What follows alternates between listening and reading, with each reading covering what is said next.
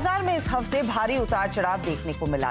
पहले सोमवार यानी कि 3 जून को एग्जिट पोल को देख जोरदार तेजी रही। इस दिन निफ्टी में करीब 3.25% की तेजी देखने को मिली। और फिर मंगलवार का दिन चुनावी नतीजे आए और इसे देख मार्केट में भारी गिरावट भी आई। निफ्टी तकरीबन 6% टूटा। अब बीजेपी की अगुवाई में बन रही एनडीए की गठबंधन की सरकार के आश्वासन से फिर निफ्टी 23,000 पर लौटता दिखाई दिया है। इस पूरे हफ्ते बाजार में एक रोलर कोस्टर राइड देखने को मिली है। ऐसे में निवेशकों के बीच यही सवाल उठ रहा है कि इस साल बाजार में किस तरह का रिटर्न बनेगा। क्या डबल डिजिट रहेगा या फिर सिंगल डिजिट से खुश रहना पड़ेगा। साथ ही वो रिटेल निवेशक जो एसआईपी के जरिए भर भर के इक्विटी बाजार का हिस्सा बने हैं, क्या उनका निवेश जारी रहेगा या फिर बाजार में बिकवाली के डर से वो गायब होते दिखाई देंगे। आज फायदेमंद फंड में ऐसे ही कुछ सवालों का जवाब हम देने की कोशिश करेंगे। नमस्कार, मैं हूं हर्षदा सावंत और मेरा साथ दे रहे हैं आनंद राठी वेल्थ के deputy CEO Firoz Aziz. Firoz, clearly quite a roller coaster ride इस बाजार ने दिखाई है। एग्जिट पोल के आंकड़ों के बाद जो नंबर्स हमने निफ्टी की तरफ से आते हुए दिखे और फिर ऑफ कोर्स इलेक्शन रिजल्ट वाले दिन जिस तरह की गिरावट रही, अब वॉलेटिलिटी बढ़ने का खतरा है इस मार्केट में। सभी लोग यही कह रहे हैं और फियर थोड़ा बहुत जो मई में था एंड राइटली सो वो परसिस्ट करने का डर है। ये बताइए, इस तरह की उठापटक में अप्रोच क्या होनी चाहिए? निवेशकों को कैसे इस मार्केट में उतरना चाहिए या फिर यहां से आगे की ट्रैजेक्टरी के बारे में सोचना चाहिए? Good afternoon Harshada. I think जैसे आपने कहा कि उतार चढ़ाव बढ़ गई, वॉलेटिलिटी बढ़ गई। अब मैं अपने एज एन एडवाइजर और डिस्ट्रीब्यूटर या क्लाइंट और एन इन्वेस्टर, मैं वॉलेटिलिटी को बहुत पॉजिटिव टर्म मानता हूं। ये खाली मैं एक पॉजिटिव स्पिन नहीं दे रहा हूं, बिकॉज वॉलेटिलिटी के कारण से ही आपकी ज्यादा रिटर्न बनती है। अगर वॉलेटिलिटी एक मार्केट की कम हो जाती है ना, आप ग्लोबल मार्केट्स देखें, जिन जिन की वॉलेटिलिटी बहुत कम हो गई उनकी रिटर्न भी कम हो गई। इनफैक्ट इंडिया की मुझे सबसे बड़ी ये डर थी कि इंडिया की जो वॉलेटिलिटी है वो S&P 500 से निफ्टी की वॉलेटिलिटी कम होती जा रही थी। इसका मतलब यह है कि आपकी फ्यूचर रिटर्न की potential in a low volatility market is lower. Volatility आपका दोस्त है, इसीलिए आपको 3 गुना एफडी से ज्यादा रिटर्न इक्विटी म्यूचुअल फंड दे देता है, दो गुना दे देता है, तो वॉलेटिलिटी का। दूसरा, इंडिया में अमीर लोगों की कमी है, राइट? 1% लोग भी नहीं है जो HNI है। तो ज्यादातर इंडिया और इंडियन भारतीय जो हैं वो SIP के माध्यम से इन्वेस्ट करते हैं। उसके लिए तो मैथमेटिकल एविडेंस है कि वॉलेटिलिटी जितनी होगी उतना आपको ज्यादा यूनिट्स की प्राइस की एवरेज में बेहतरी मिलेगी, क्योंकि ऊपर होगी तो कम यूनिट्स मिलेंगी और नीचे होगी तो ज्यादा यूनिट्स मिलेंगी। So volatility for an Indian retailer is far more important, because 20-21 crore तो SIP के माध्यम से आ रहा है। That's point. अब रहा सवाल, अब इसमें करना क्या चाहिए? मेरा तो ये कॉल था, क्योंकि FIIs इतने लाइट गए थे इस इलेक्शन में, अनलाइक प्रीवियस इलेक्शंस, कि मार्केट में इतनी बिकवाली हो चुकी थी FII के माध्यम से, तो वो उनको सुकून मिला कि एक स्टेबल गवर्नमेंट तो है इंडिया में तीसरी बार। ये इतनी मामूली चीज नहीं है। लाइक ऑफ कोर्स बहुत बार बात हो चुका है कि थर्ड टर्म पहली बार मिला है, right, after 1960s। So I think FIIs are very relieved. इंडियनों ने बहुत ज्यादा अपनी उम्मीद बढ़ा ली थी एग्जिट पोल्स के बाद। सो आई थिंक रिटेल इन्वेस्टर को डटे रहना चाहिए। ब्रॉडर मार्केट में रैली कंटिन्यू होगी। आप एस्ट्रोनॉमिकल रिटर्न्स एक्सपेक्ट नहीं कर सकते। हमारी जो टारगेट प्राइस है निफ्टी की, जो हर स्टॉक की हम टारगेट निकालते हैं ब्लूमबर्ग से, एनालिस्ट से, अच्छे एनालिस्ट से, और फिर निफ्टी की एक टारगेट प्राइस निकालते हैं फॉर दिस फाइनेंशियल ईयर। वो अभी भी 9.5 से 11.5% अभी भी इस प्राइस से भी ऊपर है। This are target prices for individual stocks which we collect. Okay, तो क्योंकि पिछले 2-3 सालों में एग्जॉर्बिटेंट रिटर्न्स इंडेक्स ने आपको दिए थे। हमने कहां शुरुआत की थी पिछले साल की, 23,338 तक का हाई भी देखने को मिला प्री इलेक्शन। क्या ये साल फिर से हाई पर हाई बनाने वाला मार्केट रहेगा? एंड मोस्ट इंपॉर्टेंटली फिरोज, अब निफ्टी हाई बनाता है, इट्स नॉट नेसेसरी कि आपका पोर्टफोलियो भी उसी तरह के चरम पर हो। तो औसतन एक होलिस्टिक पोर्टफोलियो किस तरह के रिटर्न्स दे सकता है? Should we get our expectations down to that average जिसकी बात होती है 10-12%, वो मिल जाए तो काफी रहेगा? क्योंकि आदत उससे ज्यादा की, हर रोज 13% कमाने की लोगों की हो गई है। बिल्कुल सही कह रही हैं हर्षदा। हमारी जो इसको इसको एक इस ह्यूमन एरर को, कॉग्निटिव बायस को रीसेंसी बायस कहते हैं। हम्म। जो आपकी उम्मीदें होती हैं लास्ट 1 साल पे ज्यादा निर्भर होती है, ना कि लास्ट 5 साल के तजुर्बे पे। तो ये बहुत परिश्रम करना पड़ता है, रात दिन दौड़ना पड़ता है, अलग अलग लोकेशन को कवर करना पड़ता है। तो आप लोगों ने भी बहुत कष्ट उठाया है। मैं आशा करता हूं कि मीडिया जगत के सभी साथियों का स्वास्थ्य अच्छा रहा होगा और पिछले एक आध सप्ताह का जो विराम मिला है उसके कारण भी अब आप फ्रेश होकर के फिर से मैदान में आए होंगे। तो 18वीं लोकसभा, और वैसे भी हमारे यहाँ व्यक्ति के जीवन में 18वीं इसका बड़ा महत्व होता है। एक नए कालखंड में प्रवेश करता है टीनेज समाप्त करके। ये 18वीं लोकसभा एक प्रकार से नई ऊर्जा, युवा ऊर्जा और कुछ कर गुजरने के इरादे वाली ये लोकसभा है। और आजादी का अमृत महोत्सव के बाद का ये पहला चुनाव है। और एक प्रकार से ये वो 25 वर्ष हैं जो हमारे अमृतकाल के 25 वर्ष है, और जो 2047 देश जब आजादी की शताब्दी मनाता होगा, एक प्रकार से उन सपनों को साकार करने का एक बहुत महत्वपूर्ण पड़ाव ये 18वीं लोकसभा है। साथियों, एनडीए सरकार को तीसरी बार देश की सेवा करने का देशवासियों ने आदेश दिया है, अवसर दिया है। मैं देशवासियों का फिर से एक बार ये अवसर देने के लिए हृदय से आभार व्यक्त करता हूं। और मैं देशवासियों को विश्वास देता हूं कि पिछले 2 टर्म में जिस गति से देश आगे बढ़ा है, समाज के हर क्षेत्र में परिवर्तन साफ साफ नजर आ रहा है। 25 करोड़ लोगों का गरीबी से बाहर आना, ये अपने आप में हर भारतीय के लिए बड़ा गर्व का विषय है। और मैं देशवासियों को विश्वास दिलाता हूं कि 18वीं लोकसभा में भी, हमारे 5 साल के कार्यकाल में भी, हम उसी गति के साथ, उतने ही समर्पण भाव से देश की आशा आकांक्षाओं को पूर्ण करने में कोई कमी नहीं रखेंगे। आज सुबह एनडीए की मीटिंग हुई थी। एनडीए के सभी साथियों ने मुझे फिर से एक बार इस दायित्व के लिए पसंद किया है, और सभी एनडीए के साथियों ने राष्ट्रपति जी को इसकी जानकारी दी। और राष्ट्रपति जी ने मुझे अभी बुलाया था और मुझे प्रधानमंत्री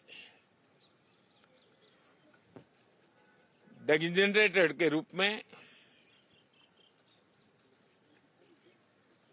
काम करने एक नियुक्ति दी है और मुझे इस शपथ समारोह के लिए और मंत्रिपरिषद के सदस्यों के सूची के लिए उन्होंने सूचित किया है।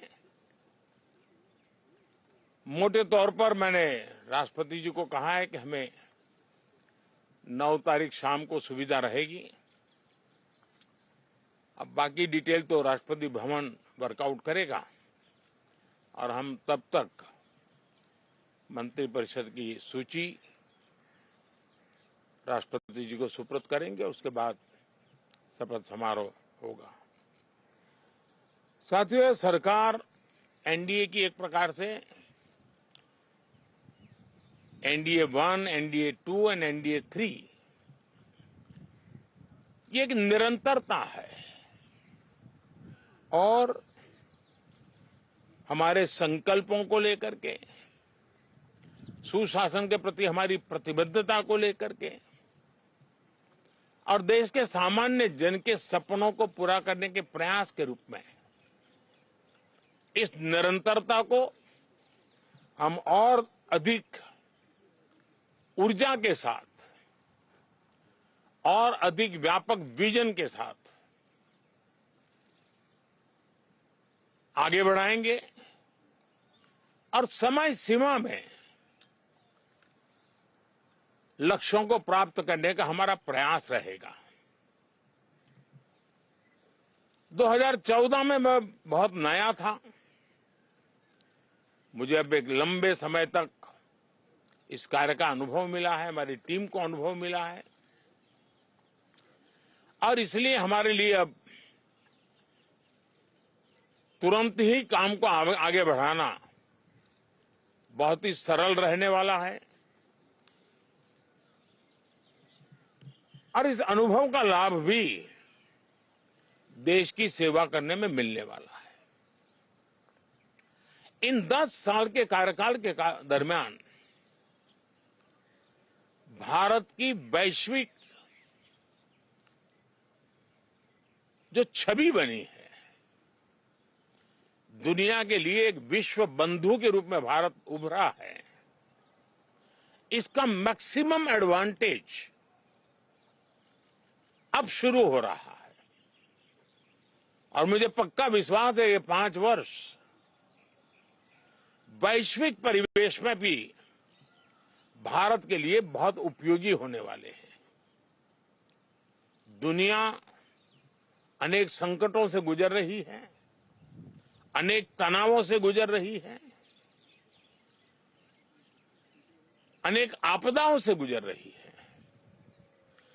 ऐसी विकट परिस्थिति दुनिया ने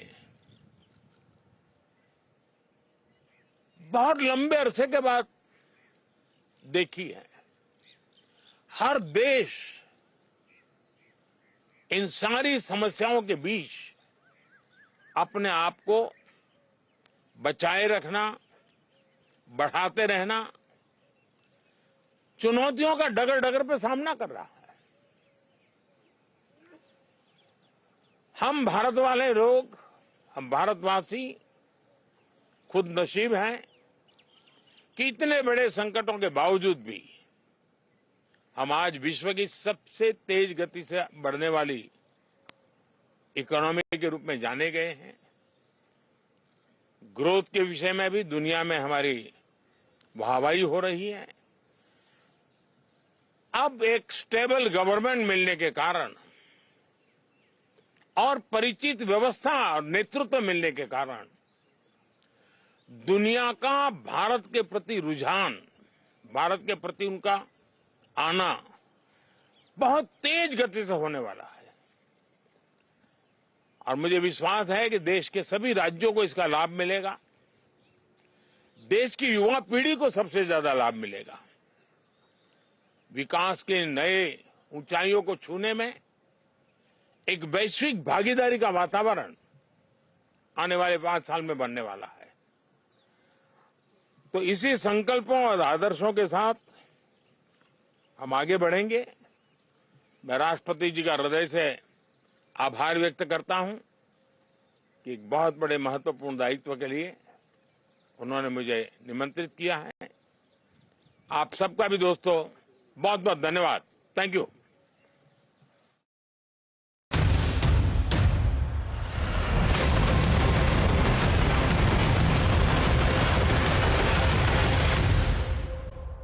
आनंद राठी वेल्थ के डेप्टी सीईओ फिरोज अजीज से। Now coming down to funds, considering इस शो का नाम फायदेमंद फंड है, अब किस तरह का फंड्स की तरफ रुझान रहना चाहिए? क्योंकि एक चीज हमने नोटिस की है कि स्मॉल कैप में भरपूर पैसा मिला, कई स्मॉल कैप फंड्स ने बम्पर रिटर्न दिए हैं।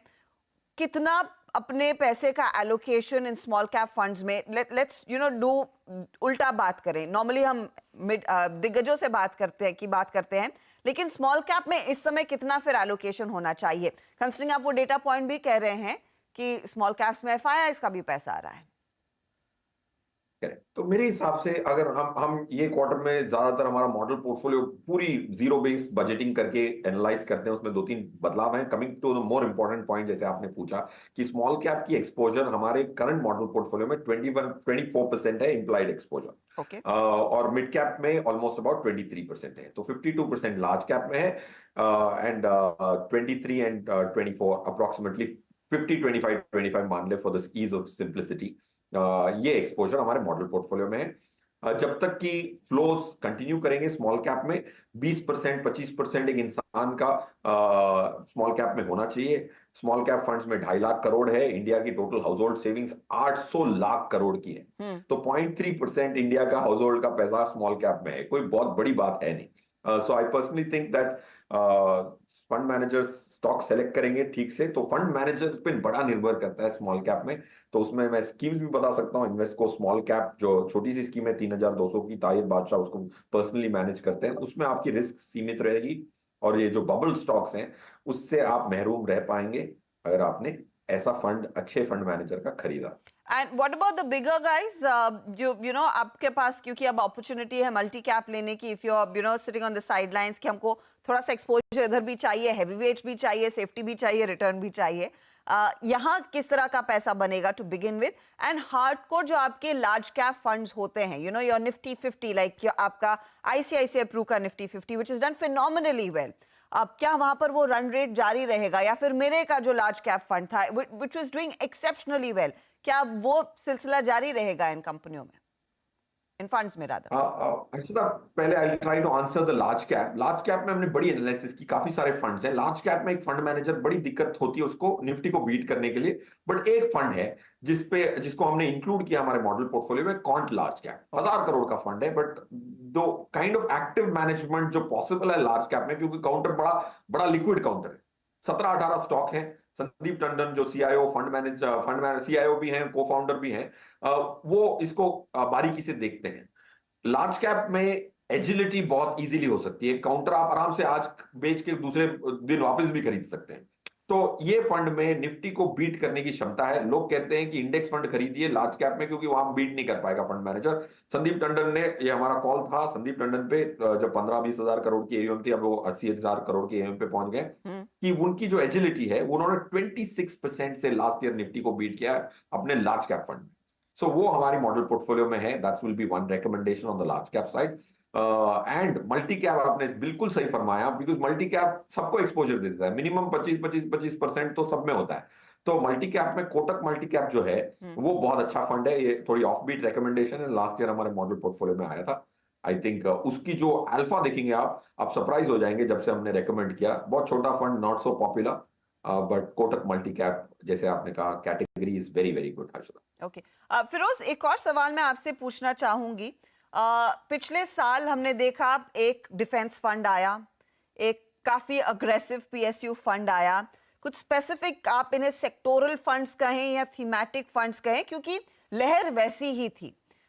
सरकारी कंपनियों में सबसे ज्यादा जोर, इक्विटी मार्केट निवेशकों ने सीधे तौर पर भी वो स्टॉक्स खरीदे और वहां पर भरोसा था क्योंकि पॉलिसी एक्शन देखने को मिला है। अब उसी पॉलिसी कंटिन्यूटी पर थोड़े से सवाल उठ रहे हैं। तो इस तरह के थीमेटिक फंड्स इस तरह के एनवायरनमेंट में क्या पैसा कमा कर देंगे? अगर किसी का पैसा लगा हुआ है, एसआईपी शुरू है, इन थीमेटिक फंड्स में क्या पैसा वो बरकरार रखना चाहिए, और it's time to reconsider this approach? Arshada, ये बहुत बहुत कंटेम्प्रेरी, बहुत ब्रिलियंट क्वेश्चन है, क्योंकि ये ट्रेंड चला हुआ है कि काफी सारे सेक्टोरल फंड्स लॉन्च हो रहे हैं, बट इसमें एक चीज छुपी हुई है। देखिए क्या हुआ है कि सेबी ने रोक लगाई हुई है कि एक एक कैटेगरी में आप इतने इतने एक एक फंड ही रख सकते हैं। तो अब सब एसेट मैनेजमेंट कंपनीज के जो कन्वेंशनल स्कीम्स थे वो तो पूरे हो गए, सबके पास एक लार्ज कैप है, लार्ज मिड कैप है, मल्टी कैप है, फ्लेक्सी कैप है। तो एक एसेट मैनेजमेंट कंपनी अपनी प्रोडक्ट बुफे को कंप्लीट करने के लिए थीमेटिक में काफी सारे पॉसिबिलिटीज हैं जो नया फंड वो लॉन्च कर सकते हैं। अब निवेशक को सोचना है कि भाई वो अपनी प्रोडक्ट पोर्टफोलियो को गैप को मीट कर रहा है, मेरे पोर्टफोलियो में गैप हो तो फिर मैं खरीदूं। काफी लोग नए एनएफओ खरीद रहे हैं। मैं किसी से मिला, उनका किसी का बच्चा था तो उसने कहा पहला स्कीम मैं कंजम्पशन का खरीद रहा हूं। मैंने कहा भाई मेरी 14 स्कीम है, 13 के बाद मैं एक थीमेटिक खरीद लूं अलग चीज है, तेरी पहली स्कीम एक थीमेटिक स्कीम कैसे हो सकती है? So point one I am making is when people are filling their product portfolio, आपको अपने पोर्टफोलियो का ध्यान, राइट? आप एक रेस्टोरेंट में जाते हैं, मेनू में 200 आइटम है, उसका फर्ज है कि भाई सब आइटम आपको दे, सब तो आप ऑर्डर करेंगे नहीं। So that's point one. Point two, 2008 में ये गलती कर चुके हैं लोग। अब काफी सारे नए निवेशक 2008 में कैपिटल मार्केट्स में नहीं थे, तो मैं इसको बोलना चाहूंगा हर न्यू इन्वेस्टर को। 2008 में भी बड़े इंफ्रास्ट्रक्चर की 2007 में बूम चली हुई थी। जो एग्जिस्टिंग फंड मैनेजर है, diversified large cap mid cap जिस डालते हैं, उन्होंने ऑलरेडी 40-50% इंफ्रास्ट्रक्चर स्टॉक में डाल लिया था जी। और इन निवेशक भी 25-30% का इंफ्रास्ट्रक्चर फंड खरीद रहे हैं। जब 2008 की क्रैश आई तो तब लोगों ने पोर्टफोलियो खोल के देखा तो 80% स्टॉक इंफ्रास्ट्रक्चर के थे, और इंफ्रास्ट्रक्चर ने 60-70% की गिरावट देखी। तो पोर्टफोलियो में जो वॉलेटिलिटी देखने को मिली काफी ज्यादा है। So thematic fund should be your 10th fund, can't be your 3rd fund, is my belief. And आप इतने कैरिड अवे ना हो जाएं, क्योंकि उनका तो फर्ज है एसेट मैनेजमेंट कंपनी का कि आपको मेन्यू में ज्यादा आइटम दे। पूरे ऑर्डर करेंगे तो फिर आजमा ठीक नहीं होगा। फिरोज, फाइनल कॉल मैं आपसे लेना चाहूंगी। अब अज्यूमिंग किसी के पास वो लमसम पैसा है, वुड यू से कि उसे सीधा लगाया जाए थ्रू एन एसटीपी, और just pick a fund and just put everything there, ज्यादा बेहतर क्या होगा? बिकॉज हर फंड आपको एसटीपी का मौका नहीं देता है। Correct Harshada, again a very good question, because investor के मन में यही आता है। बट देखिए, इसके पहले आपको ये आंसर सबके लिए अलग होगा। तो इस पे आपको ये चेक करना है कि आपकी जो लमसम पैसा है, आज समझो मेरे पास 100 रुपए हैं इन्वेस्टेड ऑलरेडी, और वो इक्विटी के 100 रुपए हैं फॉर एग्जाम्पल, और मेरे पास लमसम आया है 20 रुपया, तो मैं 20 रुपए को स्टैगर करूंगा। अगर मेरे पास पैसा ही नहीं है इक्विटी में और मेरे पास लमसम पैसा आया तो मैं एक मुश्त लगाऊंगा। सो डिपेंड्स ऑन आपकी लमसम के पैसे कितने हैं as a proportion of already आप कितना इन्वेस्ट कर चुके हैं। अगर किसी ने निवेश नहीं किया तो मैं बोलूंगा बजट के पहले ही डाल दो, आपको वेट करने की जरूरत नहीं है, क्योंकि आपके तो पैसे लगे ही नहीं। इफ यू आर इन्वेस्टेड, गले तक आपकी इन्वेस्टमेंट हो चुकी है और आपके पास एक मुश्त किसी से बोनस आ गया, आपके एम्प्लॉयर से ये क्वार्टर में आता है, तब आप स्टैगर करें, 25% आज डाल दें, बजट के बाद 25% डालें, फिर ऐसे ही करके स्टैगर करके by before US election you can enter your money.